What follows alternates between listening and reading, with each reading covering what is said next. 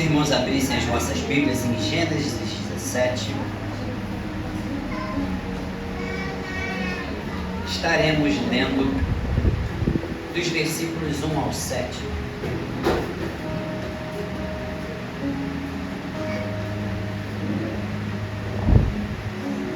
Os irmãos encontraram? Amém. Verso 1 diz: Quando atingiu Abrão a idade de 99 anos, apareceu-lhe o Senhor e disse: Eu sou o Deus Todo-Poderoso. Anda na minha presença e sê perfeito. Verso 2: Farei uma aliança entre mim e ti, e te multiplicarei extraordinariamente. Prostrou-se Abrão, rosto em terra, e Deus lhe falou: Quanto a mim, será contigo a minha aliança. Serás pai de numerosas nações. Verso 5: Abrão já não será mais teu nome, e sim Abraão, porque por pai de numerosas nações te constituí. Far-te-ei fecundo extraordinariamente de ti. Farei nações, e os reis procederão de ti. No verso 7, versículo áureo diz: Estabelecerei a minha aliança entre mim e ti, e a tua descendência no decurso das suas gerações, aliança perpétua para ser o teu Deus e da tua descendência. Amém? Temos que compreender primeiramente o contexto, que quando Deus quer tratar conosco em uma aliança, Ele primeiramente vai tocar em nossa identidade. No verso 5 do capítulo 17 diz que Deus muda seu nome de Abrão para Abraão. No hebraico, Deus muda o nome de Abrão, que quer dizer o pai é exaltado, para Abraão, que quer dizer pai de multidões. Então, no contexto dentro de aliança, nós compreendemos que, primeiramente, quando o Senhor quer alicerçar algo conosco, Ele molda e toca primeiro na nossa identidade. Então, aquele que era Abrão, o pai que era exaltado, passa a ser agora no lugar Abraão, que significa pai de multidões. Então, para compreendermos esse contexto no capítulo 17, verso 7, na qual a aliança que Deus se refere a Abraão, ele primeiro muda o nome de Abraão. Primeiro diz: olha, através do teu nome, o que queria dizer que o pai era exaltado. Agora, porém, eu farei de ti uma grande nação, e será Abraão, o pai de multidões. Então vemos que Deus, quando quer aliançar, firmar uma aliança conosco, irá mexer na nossa estrutura, irá mexer na nossa identidade. Então nós chegamos no verso 7, na qual o Senhor diz que estabeleceria uma aliança com Abrão, que agora se chamava Abraão. E essa aliança simplesmente não é algo passageiro. Não é igual ao acordo que o homem tem com outro homem. Não é igual ao tratado do homem, que muitas vezes quer dizer sim quando diz não, e muitas vezes quer dizer não quando quer dizer sim. Pelo contrário, primeiro Deus muda a identidade de Abraão. Primeiro Deus chama Abraão para perto e o transforma em Abraão, pai de multidões. Quando nós tratamos de identidade, nós podemos retornar lá no capítulo 11, no verso 5, se eu não me engano, que diz, que explica a descendência de Abraão. Abraão vem da descendência de Sem, filho de Noé, do povo de Éder. Então nós temos as três nomenclaturas do povo escolhido na época. O primeiro nome era Hebreu, porque vem da descendência de Éder. E esse nome dura do Éber até além do rio, até a descendência próxima de Abraão, que viria a ser Isaac e que depois partiria a ser Jacó. quando nós temos também em Gênesis 32, no capítulo onde Deus muda a identidade de Jacó. Então Jacó passa a não ser mais Jacó e vira Israel. Então nós temos a segunda atribuição do nome do povo eleito. O povo eleito deixa de ser o povo hebreu contextualmente e passa a ser o povo israelita. Porque em Gênesis 32, no verso 28, Jacó pelejou com o varão e o varão deslocou a sua coxa. E por Jacó lutar com Deus, Deus trocaria o seu nome. Então não seria mais Jacó, passaria a ser Israel. E esse termo dura do Êxodo até as divisões das 12 tribos, que representariam o período monárquico de Israel. Então nós entramos no período das 12 tribos, que é marcado por tensões diplomáticas, tensões burocráticas, altos impostos, dissensões entre os reis. E temos agora, Dani, o período exílio, o período do pós-exílio. Primeiro, Israel é dominada pela Síria. Os 10 reinos que representavam Israel são divididos. Depois, os reinos que se subsistem no sul, representados por Judá e Benjamim, Judá é invadida por também o inimigo do povo de Deus, que se chama os babilônios. Então essa representação, quando os babilônios vêm, tomam os territórios, fundam e desmontam a identidade espiritual do povo de Deus, o povo passa agora a se chamar o povo judeu. Então temos primeiro Deus, que mexe na identidade de Abraão, que o torna pai de multidões. Da sua descendência vem Isaac, o filho da promessa. Da sua descendência vem a Jacó. Jacó luta com Deus, vira Israel. As 12 tribos são fundadas. Os 10 para o norte representam Israel. As 2 para o sul representam a tribo de Judá e Benjamim. Os assírios dominam Israel por primeiro, dizimam as 10 tribos. Depois os babilônios vêm e dominam a Judá e levam o reino cativo. Então nós temos as 3 primeiras divisões. Repita comigo: povo hebreu. Povo hebreu. Vamos lá com mais fé: povo hebreu. Povo hebreu. Descendência de Éber. Descendência de Éber. Escrito em Gênesis 11. Ok, então agora você entendeu o primeiro nome do povo eleito por Deus. O termo hebreu vem da descendência de Éber. Adão era da descendência de Éber. Segundo, nasce Jacó, que briga com Deus, vira Israel. Então Deus passa agora a chamar o povo escolhido de povo israelita. E essa nomenclatura, Paulo Vitor, dura do Êxodo até o início do período do pós-exílio. E temos também as conquistas do reino da Síria sobre Israel e do reino babilônio sobre Judá. Então, quando Judá cai, a sua estrutura espiritual cai, a sua divisão espiritual cai e se ergue por terra.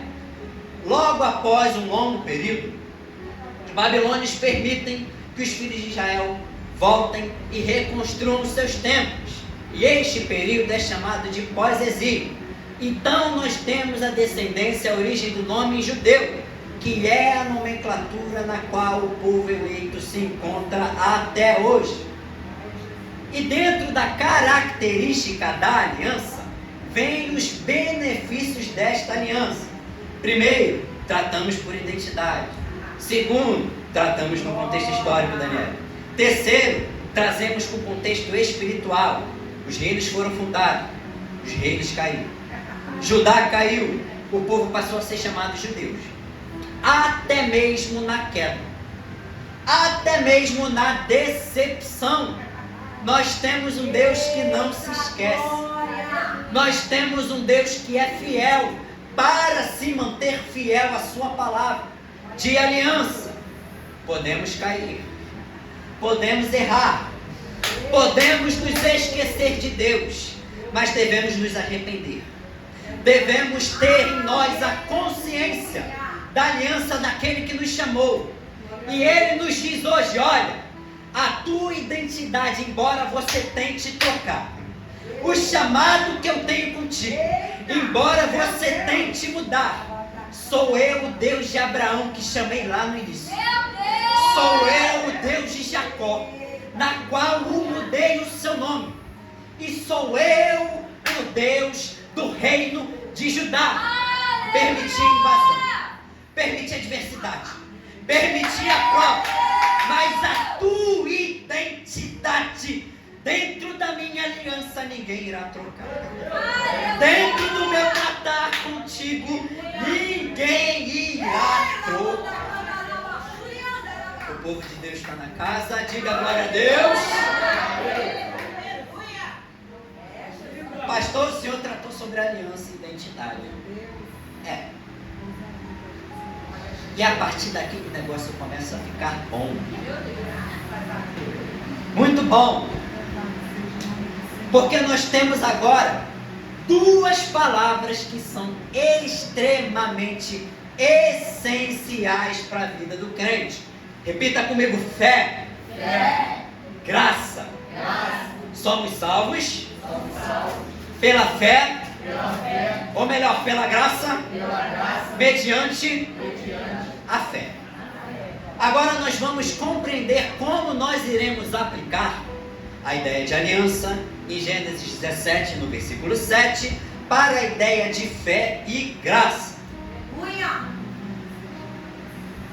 Nós temos aqui os benefícios da aliança, que resumidamente são perdão e justificação, acesso direto a Deus sem intermediação humana, proteções e bênçãos, identidade e pertencimento e esperança futura.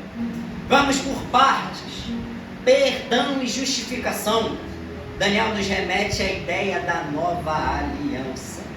O mesmo Deus que chamou Abraão lá antigamente faz conosco uma nova aliança. Dá-nos a ideia de perdão e justificação. Agora nós temos acesso de Deus, direto a Deus, com a comunhão íntima, sem a necessidade de intermediação humana. Agora a lei é escrita no coração do homem pelo Espírito Santo através da nova aliança. Nós temos a proteção, as proteções e as bênçãos, que são os frutos do Senhor na vida daquele que é fiel perante a sua aliança. Nós temos a ideia de identidade, já tratada aqui anteriormente, e pertencimento. Só pertence a Deus aquele que tem a identidade de Deus. E isto não é algo negociável. Somos ou não somos, estamos ou não estamos, vivemos ou não vivemos, somos dele ou não somos dele. E por fim nós temos a questão da esperança futura. Paulo Vitor, trata-se de uma ideia escatológica, porque primeiro temos a criação do homem, o advento do pecado, mas a Bíblia explica para nós que o Cordeiro já estava preparado e que a graça do Senhor já operava até mesmo no Antigo Testamento. Abraão é uma prova viva disso. Então nós chegamos na ideia escatológica. O pecado entra no mundo, somos agora pertencentes a genes do pecado e seres pecadores. Agora, com essa esperança escatológica através da graça, nós temos o advento da fé. E aí nós chegamos nas duas principais ideias que são fundamentais na vida do crente. A primeira é a fé, a primeira é a graça. Preste bem atenção aqui em mim. Já fazendo um transporte para Efésios 2:8, que diz que somos salvos pela graça mediante a fé. E nós temos as características da fé escrita em Hebreus 11, que é a certeza das coisas que se esperam, convicção das coisas que não se veem. Abraão, por esta aliança, é a evidência máxima de que como irá acontecer a aliança no Novo Testamento. Então nós temos agora Colossenses 2:7, que prova que a fé é o sustentáculo para a vida cristã.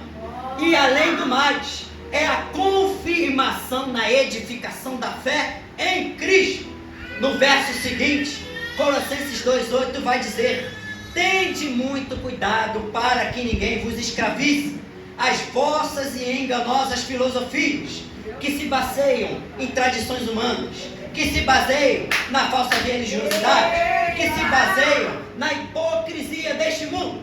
Deixa eu mandar um recado já que a Núbia está gravando. A fé é o sustentáculo da nossa base cristã. A fé não se submete a ideias vãs.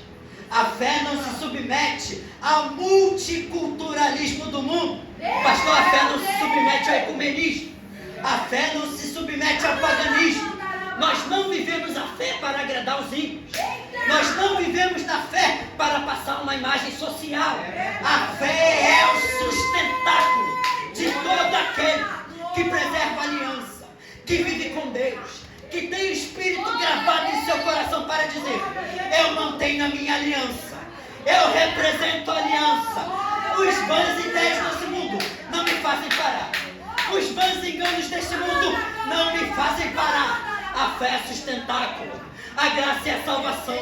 A fé é o sustentáculo, a graça é o medidor de transformação. A fé é o agente que nos faz ter uma metanoia. A fé é o sustentáculo. Se mantenha firme a palavra, se mantenha firme na busca oração. Jovens do grupo RAC falam com propriedade. Mantenham as propriedades desta aliança convosco. Que nós venhamos manter a nossa fé acesa, a nossa fé intacta, a nossa fé sem dúvida. E ainda assim, mantendo a fé como a principal certeza da maior esperança da igreja, que é a salvação, que é a redenção, que é a transformação e a libertação, na dádiva da graça, na ousadia da graça, na ousadia do Espírito, na ousadia da unção.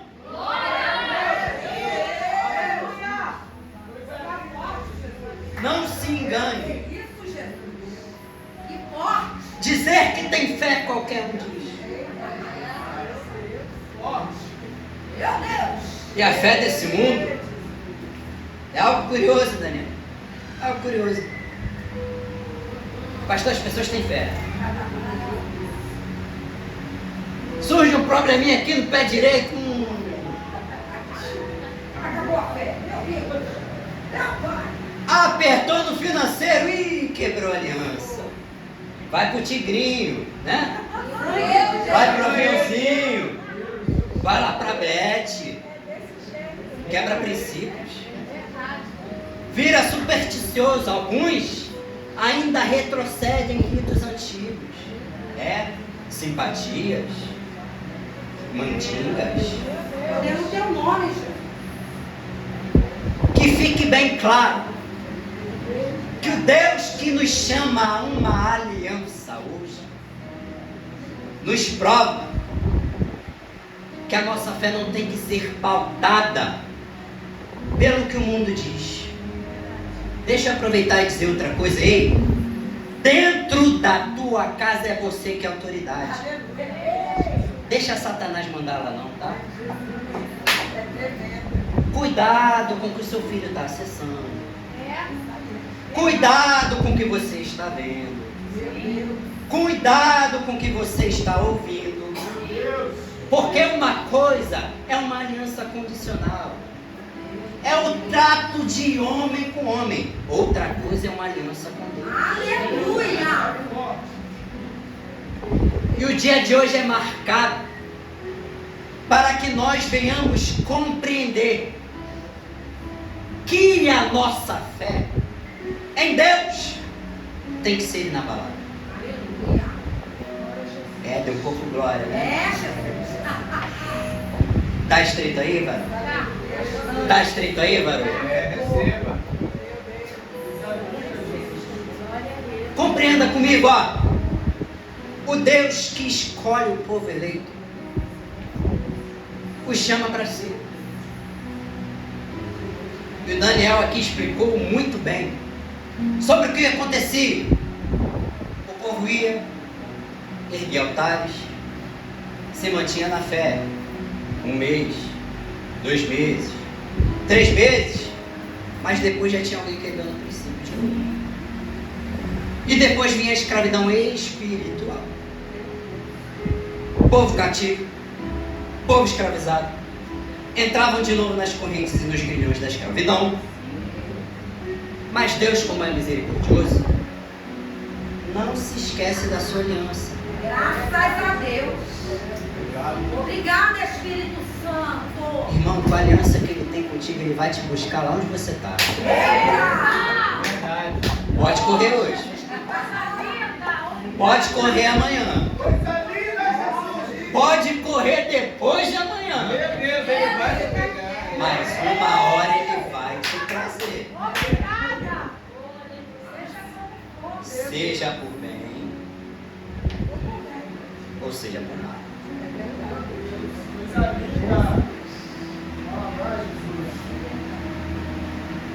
Entendemos aqui que temos agora duas partes principais, eu não vou me alongar muito hoje, que tornam sobre lei e graça, pecado e salvação. No contexto da fé, esse recado em Colossenses é extremamente essencial para a vida da igreja, porque nos mostra um Deus benevolente, mas justo. Nos mostra um Deus justo, mas amoroso. Nos mostra um Deus amoroso, mas correto. Então Ele dá a nós, através da fé, um transporte para a graça. E é aqui que nós temos que distinguir que existem dois tipos de graça: a graça comum e a graça salvífica. Vou explicar para você. Na graça comum, o sol é para todos, a chuva é para todos, o calor é para todos, o frio é para todos, a dificuldade é para todos, os problemas são para todos. E a graça comum abrange a todos os homens, até mesmo aqueles que não acreditam no Senhor. Porém, nós temos uma graça que é diferencial, uma graça que abrange e ultrapassa todo o limite do conhecimento humano. E essa graça é a graça salvífica. Preste bem atenção.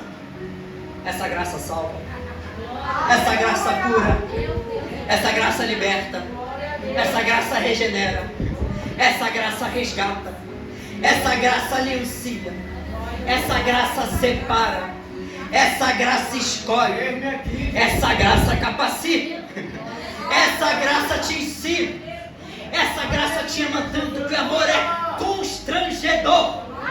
Essa graça anula o poder do pecado, destrói as obras de Satanás. Esta graça nos chama a uma intimidade, porque fomos patenteados pelo sacrifício de Cristo na cruz. Eu posso estar sem um tostão no bolso, mas eu tenho a riqueza da graça. Eu posso passar pelo vale da sombra da morte, mas eu tenho a certeza da palavra. Eu posso passar por dificuldades, mas eu tenho a graça. Eu recebi a graça. Eu sou inspirado pela graça. Receba a graça do Senhor hoje em seu coração. E ela regenera. Lembra quando muitos de nós estávamos nas bebidas, escravos dos vícios, viciados em drogas, na prostituição, na idolatria? Ei, o mais interessante, pastor, é que essa graça aí, ela não pede licença. Essa graça aí, ela não pede por favor. Essa graça aí, ela não pode, não tem de quê. Ela não diz isso. A graça soberana de Cristo, pastor, quando nós nos confirmamos e se aliançamos com Cristo, ela não pede licença. Vamos parar com essa lorota de que eu aceitei a Cristo, mas a transformação é devagar. Ei, a transformação é imediata. Sabe por quê? Porque para nós, o quantitativo de pecado não é igual ao quantitativo da graça. Eu tenho 200 quilos de pecado, Eu recebo 200 quilos de graça. Eu tenho 5 toneladas de pecado. Eu recebo 5 toneladas de graça, não. Onde habitou o pecado, superabundou a graça. Levante a sua mão aí. Receba essa graça. Receba essa graça. A graça que te lavou. A graça que te transformou. A graça que te ungiu. A graça que te resgatou lá do vício da cachaça. A graça que te resgatou lá do vício do tabaco, para te erguer hoje, transformar a tua casa, trocar o teu testemunho, vivenciar e mudar a tua história, para dizer: Satanás, bela tentativa, mas eu estou parado nessa graça. Bela tentativa, mas eu tenho aliança na fé. Eu tenho aliança na graça. Eu recebo na fé e eu recebo na graça. Levante essas mãos para o céu e agradeça ao Senhor pela graça, pela história que foi mudada, pelo testemunho que foi edificado, pela palavra que nos exorta, pelo todo dia, aos nossos dias de nossas vidas. Porque onde habita o pecado, superabunda a graça. E por não ser quantitativo, podem existir 1000 boletos, podem existir 10.000 contas, mas se tenho da graça, eu sou rico em espírito. Se eu tenho da graça, eu não passo necessidade, porque o Senhor cuida de mim. Se estou aliançado, estou dentro da fé, estou dentro da graça, estou dentro da fé, estou dentro da graça. Não vai ser o contexto socioeconômico ou político que vai definir a minha fé. Não vai ser o turbilhão político que vai definir a minha fé. A minha fé está pautada no verbo vivo. Em João capítulo 1, versículo 1, que diz que ele era o verbo. E o verbo se fez em carne. O verbo habitou em nós. E o verbo viveu, andou e nos ensinou. Que a maior dádiva é a palavra. Que a maior vivência é a palavra. Quando estamos nós pautados nessa graça, deixa eu lhe dizer algo. Satanás não é capaz de arrancar essa graça. Satanás não tem o poder de arrancar esta graça. Porque aquilo que foi feito em aliança, foi feito por um Deus que troca a nossa identidade, que nos chama por completo, que vai lá no meio da vivência da caldeia que nós tínhamos, que nos chama para longe de Ur, que troca o nosso nome de Abraão para Abraão, o pai de muitos. Quando nós fazemos o ir de pregar em todo o evangelho, temos uma característica missionária, pois se agora vivemos a graça na qual Abraão viveu no auge do Antigo Testamento, vivemos agora a graça na nova aliança. Em Gênesis 17, no verso 7, a aliança é estabelecida. Em Efésios 2, no versículo 8, pastor, a aliança é evidenciada.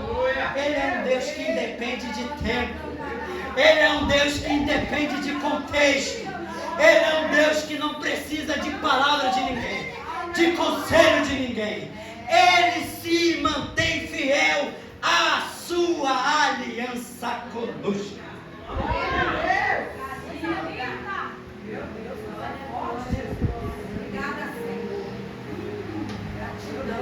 Meu Deus. E essa graça é um favor salvífico. Nós não merecemos. Não. Esse bem mesmo que imaginamos que vamos fazer, fazemos. O mal que nós não queremos fazer, fazemos.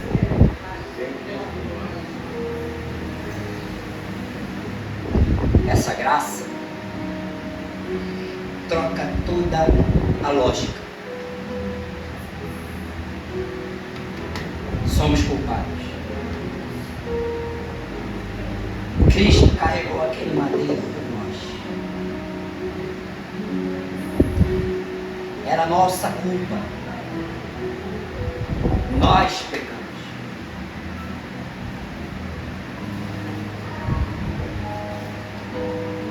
E aí que o contexto de fé e de graça se alinha. Por quê? Abraão só ouviu a voz de Deus.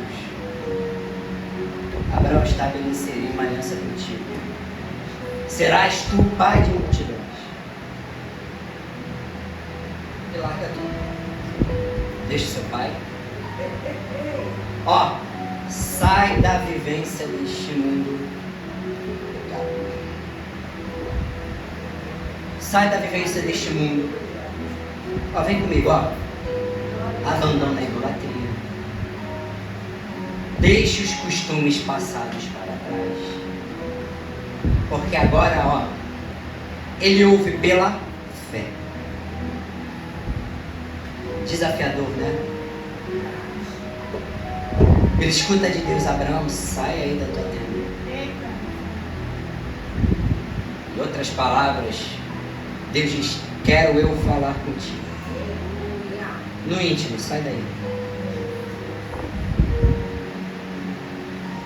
E no contexto de fé e graça, nós entendemos que a intimidade é extremamente essencial. Como vamos ouvir aquele a qual nós não conhecemos? Como vamos vivenciar as bênçãos e as dádivas da fé e da graça se não estamos alicerçados com o Deus da graça? Hoje, como já descrito em Colossenses 2:8, as pessoas botam tradições humanas, culturas e costumes com as suas práticas. E essa passagem em Colossenses é muito importante, porque remete a nós a ideia de retrocedermos. Não é porque nós vivemos no mundo que nós vamos vivenciar a cultura do mundo. Entenda, para que Deus firme uma aliança conosco, nós precisamos nos desprender deste mundo. Porque agora somos inimigos do mundo, porque amamos a Deus. E se somos amigos de Deus, somos inimigos do mundo. E se vivemos uma aliança com Deus, somos inimigos do mundo. Agora tá um negócio complicado por aí, do relativismo, né?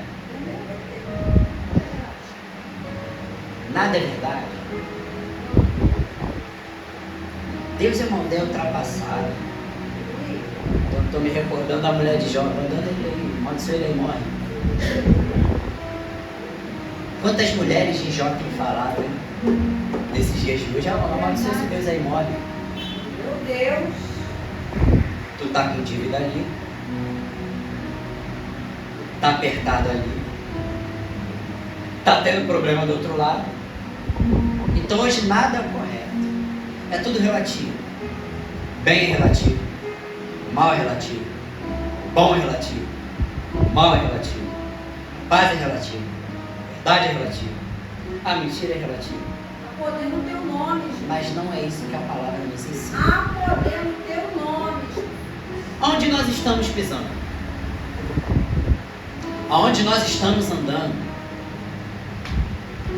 Com quem nós estamos apresentando as nossas harmonias? O que estamos ouvindo? O que estamos enxergando? O que estamos falando? O Deus que nos trouxe aqui para uma aliança traz a nós que o princípio de sua identidade é a fé. E que por ela, e graças a ela, nós recebemos a graça. graça que ninguém arranca. A graça que está descrita lá em Atos 2, Santo. quando reuniram-se todos. Olha. O Espírito Santo habitava entre eles e repousava sobre eles, pairava sobre eles, ungia-os, habitavam neles, realizavam uma metanoia neles, a mudança de mente. Para você que assume uma aliança com Cristo, não, opcional não, tá? Tem que mudar. A mente muda, Glória. os costumes mudam. Se eu era egípcio lá no passado, agora eu sou servo de Cristo também. Olha isso. O lugar não quer dizer a posição na qual eu tenho uma fé com Deus. Abraão partiu para o Egito, mas nem por isso se desviou. José foi escravo, vendido pelos irmãos, mas depois foi abençoado por Deus e posto em uma das posições mais altas. Não deixe o lugar definir qual tipo de aliança você está vivendo. Glória a Jesus. Não deixe os costumes de hoje definir como é sua vida aliançada com Deus. Verdade, certeza. Em outras palavras, sai da tenda que Abraão saiu. O Espírito está me tocando para dizer isso. Sai dessa tenda. Sai dessa cabana aí dos caldeus. Abandona Marduk. Sai desses falsos ensinos. Procure o Deus da aliança.